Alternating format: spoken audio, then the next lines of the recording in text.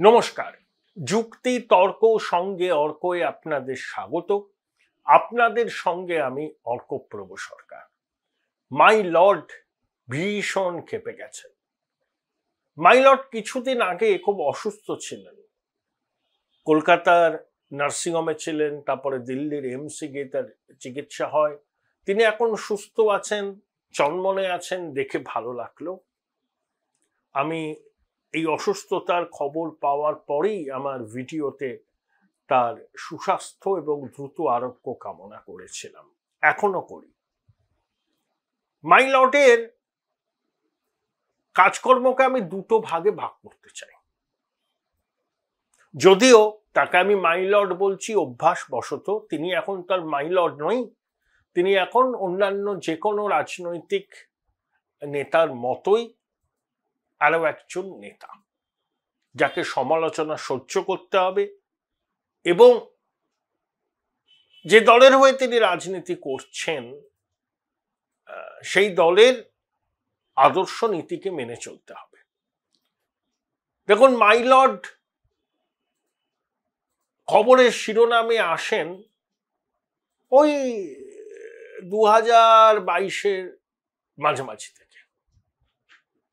ওই এসএসসি বলুন, প্রাথমিক বলুন, তার রায়, যোগ্য অযোগ্যদের বাঁচতে হবে সেটাকে চ্যালেঞ্জ করে ডিভিশন বেঞ্চ সুপ্রিম কোর্টে গিয়ে রাজ্য সরকারের মুখ পড়ে, এবং প্রাথমিকে যে এখন মামলা শুনানিটা হচ্ছে ডিভিশন বেঞ্চে তপব্রত চক্রবর্তী মাননীয় বিচারপতির, সেখানেও ঢাকি সহ বিসর্জনের রায়টা মাই লর্ডই দিয়েছিলেন।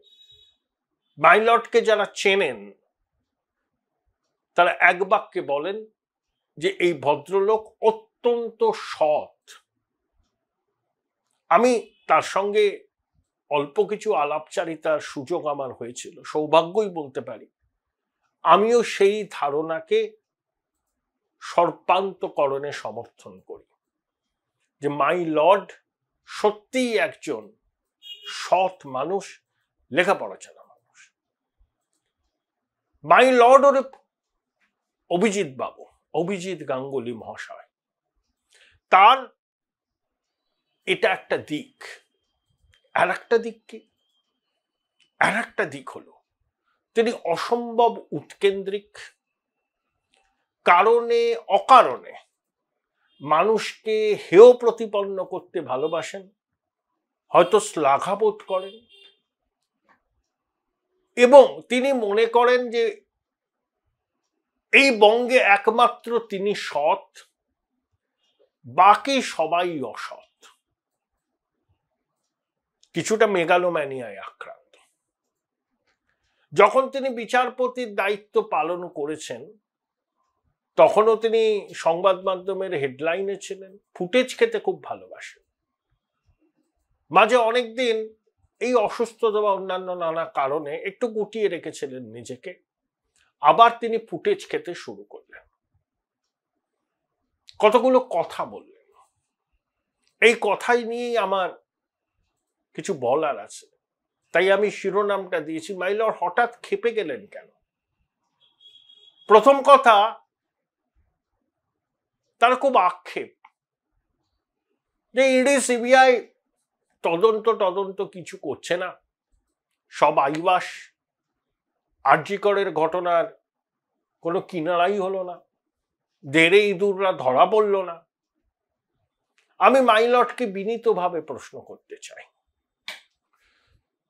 96 ঘন্টা পরে সিবিআই আরজি করের দায়িত্ব নিয়েছিল, মানে তদন্তের 96 ঘন্টা পরে দায়িত্ব নিল, আর কিছু তথ্য প্রমাণ অবশিষ্ট থাকে। আগে তো এই প্রশ্নটার উত্তর দিতে হবে। আমি সিবিআই কে সার্টিফিকেট দিচ্ছি না, সিবিআই অনেক ক্ষেত্রেই কিনারা করতে পারে না, কিন্তু এখানে এই যুক্তিটার কি উত্তর হবে? 96 ঘন্টা পরে সিবিআই এসেছিল, ততক্ষণে যা হওয়ার হয়ে গিয়েছে। সীমা পাহুজাকে অনেকে দেখছি কাঠগড়ায় তুলছেন, তা সীমা পাহুজাকে ঘাড়ে দোষ চাপালেই সব হয়ে গেল? আমি নিজে বিশ্বাস করি আর্চি করের প্রকৃত অপরাধীরা ধরা পড়ে, কিন্তু তার দায় কি শুধু সিবিআই এর?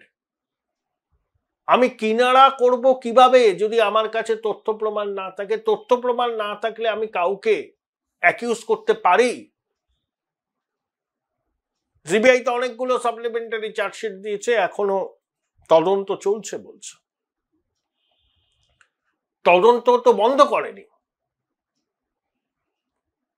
তাহলে সব দোষ নন্দঘোষ বলে আপনি সিবিআই এর ঘাড়ে দোষ চাপিয়ে দিচ্ছেন। 2, ইডি বোগাস। গাঙ্গুলি মশাই কি জানেন ফিনান্সিয়াল অ্যাকশন টাস্ক ফোর্স, যার সদর দপ্তর প্যারিসে, ভারতবর্ষ তার সদস্য, তারা ইডির ভূয়সী প্রশংসা করেছে যে প্রসিডস অফ ক্রাইম থেকে অর্থ উদ্ধারের ক্ষেত্রে ইডির সাফল্য নজিরবিহীন।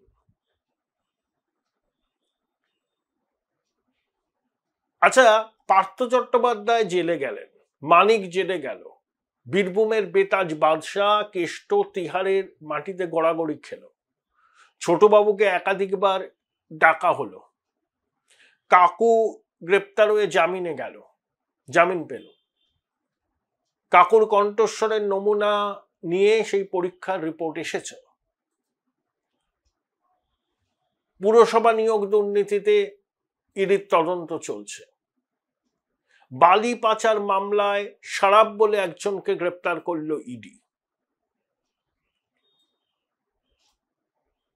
অনিল আম্বানির মতো প্রতিষ্ঠিত শিল্পপতির বিরুদ্ধেও ইডি তদন্ত করছে, তার 7,500 কোটি টাকার সম্পত্তি বাজেয়াপ্ত করা হয়েছে।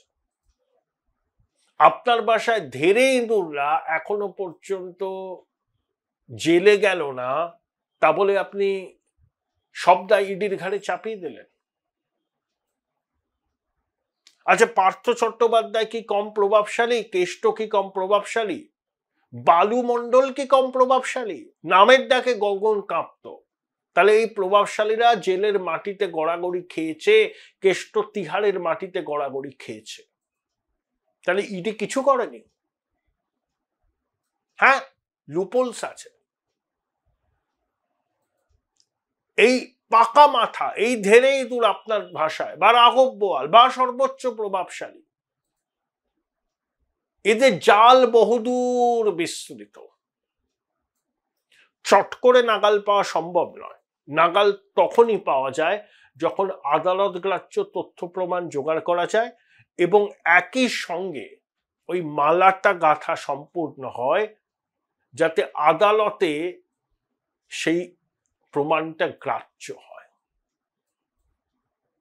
বামপন্থীরা বলেন setting setting setting setting, ED CBI এর সেটিং, দিদিমণির সঙ্গে ইডি সিবিআই এর সেটিং, মানে কেন্দ্রীয় সরকারের সেটিং আর কি। এই কথাগুলো বলেই আজকে বামপন্থীদের এই অবস্থা হয়েছে, আরো হবে।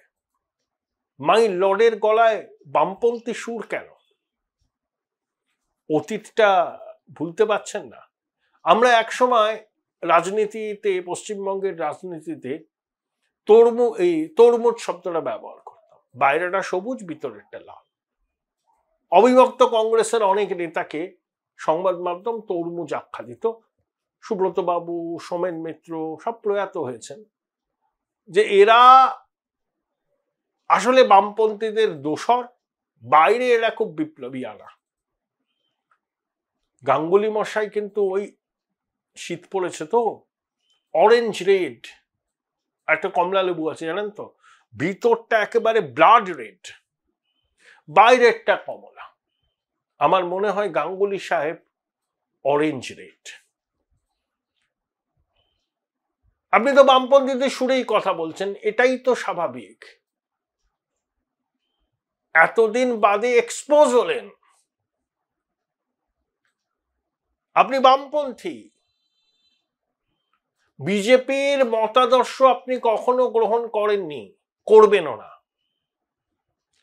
আপনার বিজেপিতে যোগদান শুধুমাত্র কিছু প্রাপ্তির জন্য। অদ্ভুত লজিক দিলেন সাক্ষাৎকারে, তৃণমূলের বিরুদ্ধে দুর্নীতির বিরুদ্ধে বিজেপি লড়বে, সেই জন্যই আপনি বিজেপিতে এসেছিলেন। বাহ, ওটা তো একটা আসপেক্ট। বিজেপির যে ভিশন, সেই ভিশনকে আপনি সমর্থন করেন। এই যে লক্ষ লক্ষ বিজেপির ওয়ার্কাররা রাস্তায় রাজনীতি করে, কেউ বৌদ্ধিক চর্চা করে, তাদেরকে একমাত্র লক্ষ্য এখানে তৃণমূলকে সরিয়ে এখানে বিজেপির সরকার আসবে, এটা একটা লক্ষ্য। কিন্তু রাজনৈতিক দলের একটা লক্ষ্যই হয় না। একটা রাজনৈতিক দল করতে গেলে সেই রাজনৈতিক দলের আদর্শটাকে হৃদয়ে ধারণ করতে হয়।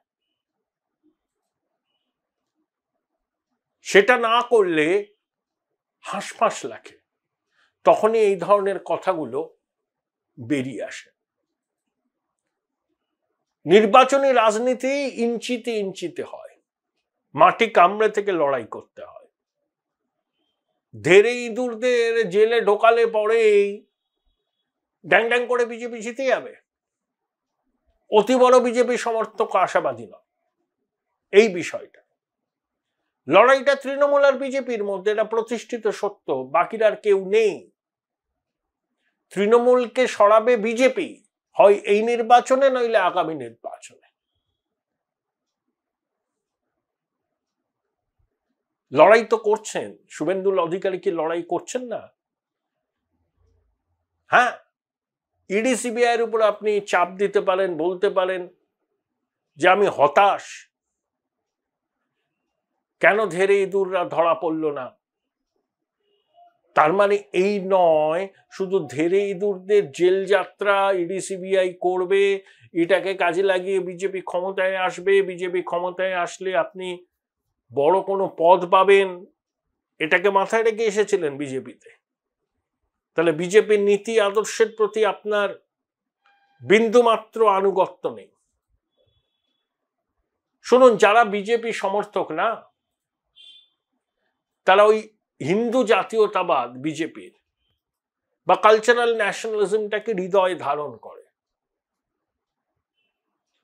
৮০ সালে জনসংঘ থেকে বিজেপি যখন তৈরি হয়, কি ছিল বিজেপি? ৮৪ সালে 2টো আসন পেয়েছিল, আদবানিজি বাজপেয়ীজি দুজনেই হেরেছিল। তারপর 89, 91, 96 থেকে দেখুন, 89 থেকে বিজেপির জয়যাত্রা, বাজপেয়ীজির 6 বছরের কোয়ালিশন সরকার, 2014 সাল থেকে নরেন্দ্র মোদীর নেতৃত্বাধীন এনডিএ সরকার, তার মধ্যে 14 এবং 19-এ এককভাবে বিজেপি ক্ষমতায় কেন্দ্রে। ভারতবর্ষের 17-18টারও বেশি রাজ্যে বিজেপি এককভাবে বা জোট শরিকদের নিয়ে ক্ষমতায়। তার জার্নিটা হচ্ছে 44-45 বছর, শূন্য থেকে শুরু করে এই পর্যায়ে গেছে। কিভাবে গেছে? মাটি কামড়ে আদর্শটাকে পুঁজি করে লড়াই করা। সময় লেগেছে।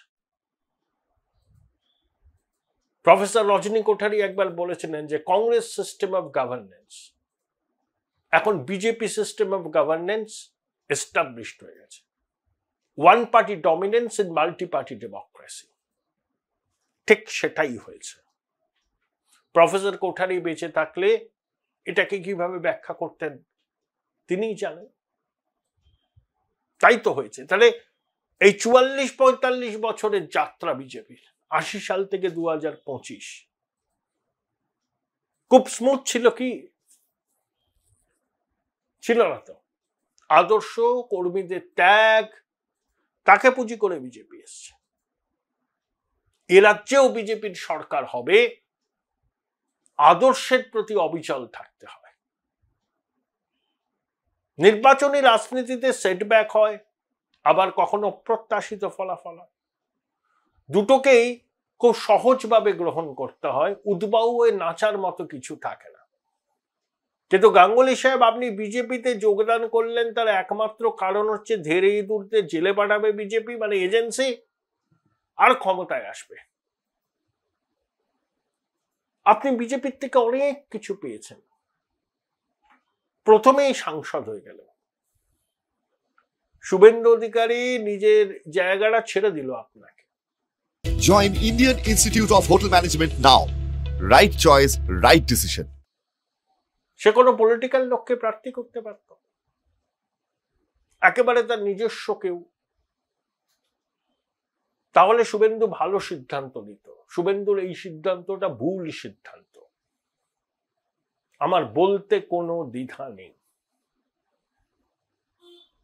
তাহলে বিজেপি আপনাকে সাংসদ করলো, সম্মান দিল,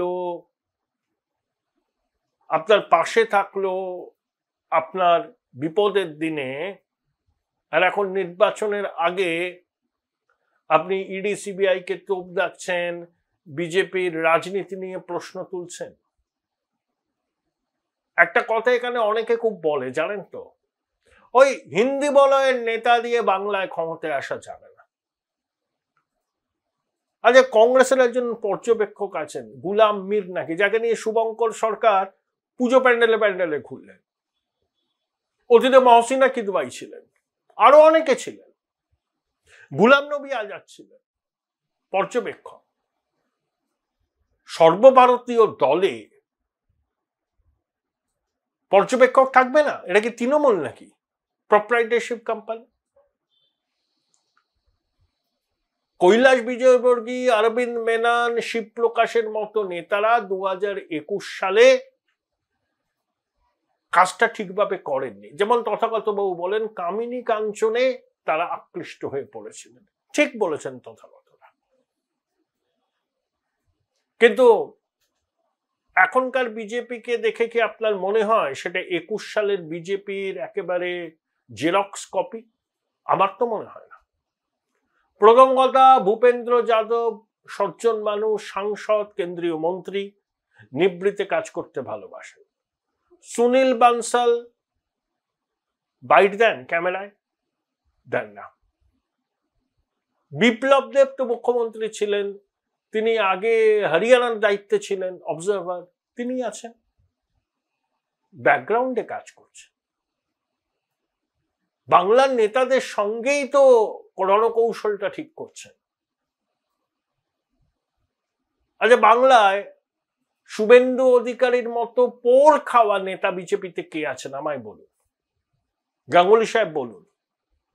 শ্রমিকদা অনেক পুরনো লোক, আমার যখন জন্ম সেই সাল থেকে শ্রমিকদা সঙ্গের সঙ্গে যুক্ত,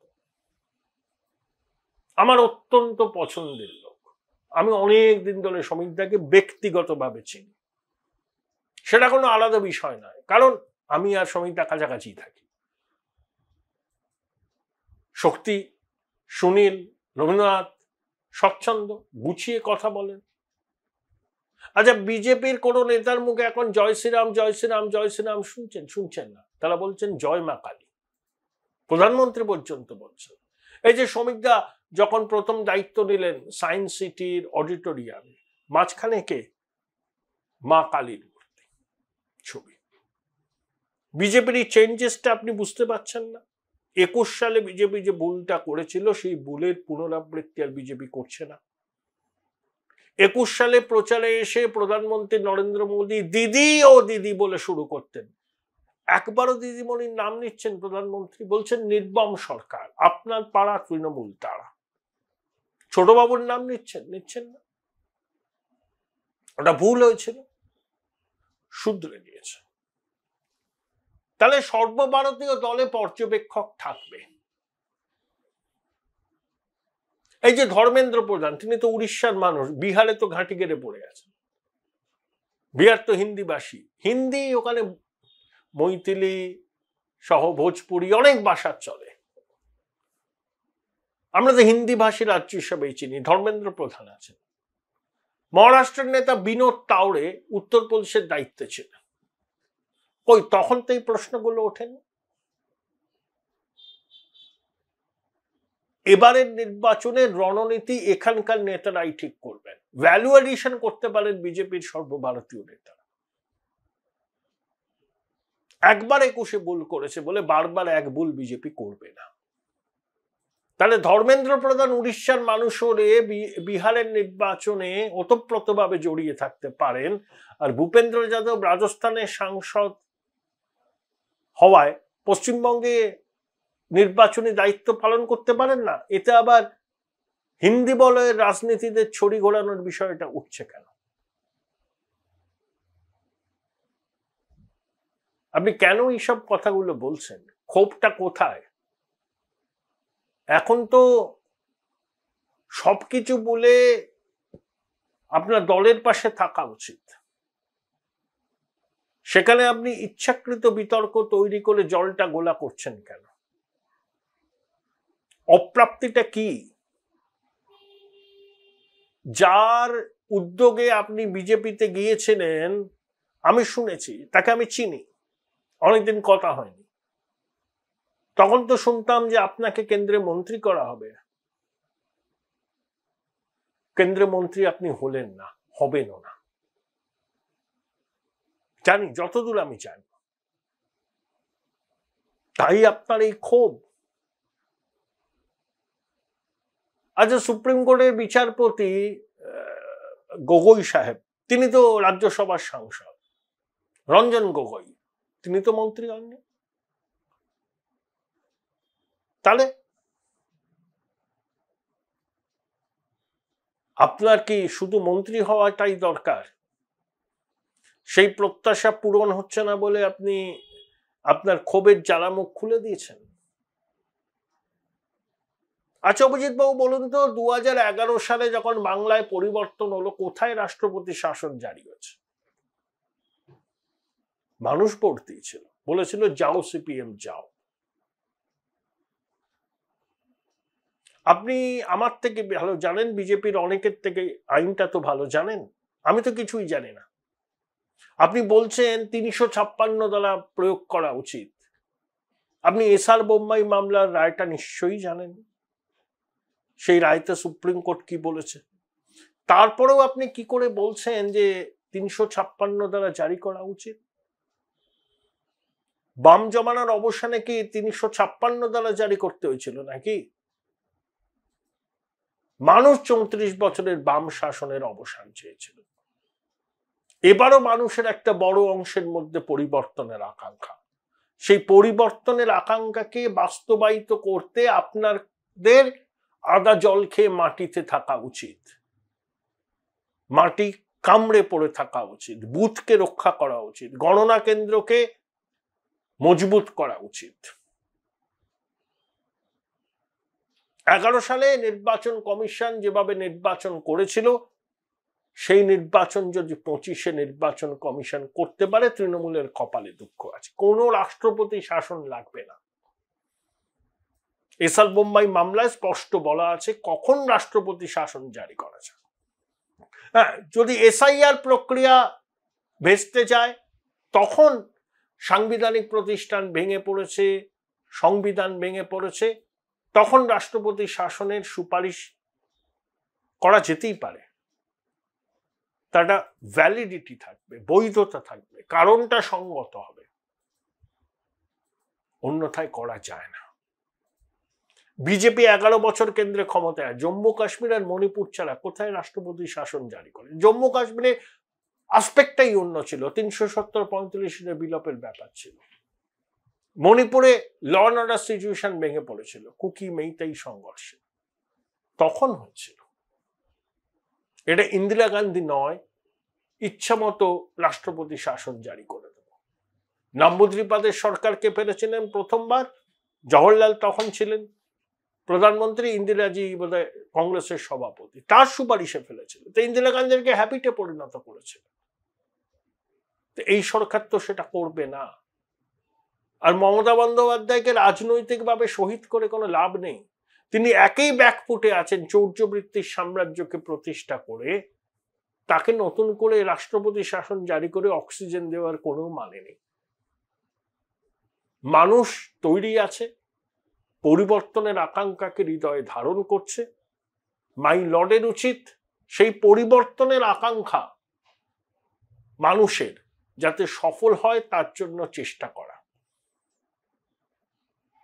বাংলার এই ক্রান্তিকালে দুগ্ধ পাত্রে গোচনা ফেলে দয়া করে ফুটেজ খাবেন না। আপনি সৎ মানুষ,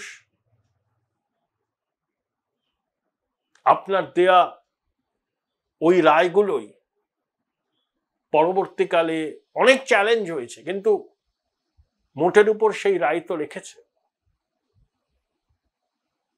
তদন্ত হচ্ছে, অনেকে জেলে গেছে, তদন্ত শেষ হলে অনেকেই জেলে যাবে। তদন্ত তদন্তের মতো হোক, কিন্তু রাষ্ট্রপতি শাসন জারি, দিল্লির নেতাদের দাপাদাপি, এইসব প্রসঙ্গটাই অপ্রাসঙ্গিক। কোন রাষ্ট্রপতি শাসন জারি হবে না যদি না এসআইআর করতে গিয়ে কমিশন বাধাপ্রাপ্ত। আর সর্বভারতীয় দলে অন্য নেতাদের নির্বাচনের সময় আসা যাওয়া থাকবে, সব দলেই হয়। তৃণমূল কংগ্রেসের মতো প্রোপ্রাইটারশিপ পার্টি নয় তো বিজেপি, তাদের একটা নির্দিষ্ট কাঠামো আছে, সেই কাঠামোকে তারা নষ্ট করবে না। আর 21-এর ভুলের পুনরাবৃত্তি বিজেপি করছে না 26-এ, যা ইঙ্গিত আসছে তার থেকে এটা স্পষ্ট।